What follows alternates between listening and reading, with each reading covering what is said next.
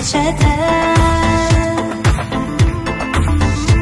Yenə bu həzin gecələr, xoş əyləncələr, başım qaçsa da, ardıma düşən ilgilər, yalan sevgilər məni aldatsa da, sonunda tənha qalarkən, özüm özümdən sorarkən, düşürsən yada.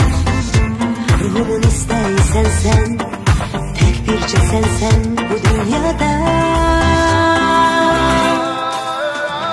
Amma yenə də ürəyim bir səni istər yenə də. Duygularım çılğındır sakit bir gecədə. Darıxıram sənsiz neçədə.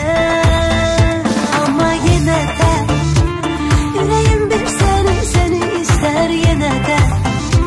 Duygularım çox çılğın sakit bir gecədə. Darıxıram sənsiz neçədə.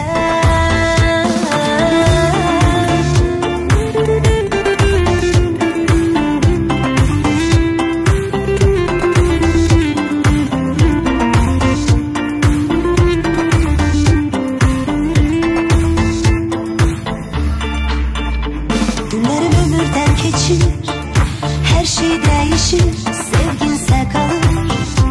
Xatirələrin elə gəlir, sənsiz hər şeyi gözümdən salır. Bu qədər acizəmmi mən, sənsizliyimdən gözüm yaşarır. Doludur qəlbim gözlərim, sənə hizlərim, fırtınalar qoparır. Amma yenə də ürəyim bir səni istər yenə də. Duygularım çılğındır sakit bir gecədə. Darıxıram sənsiz neçədə.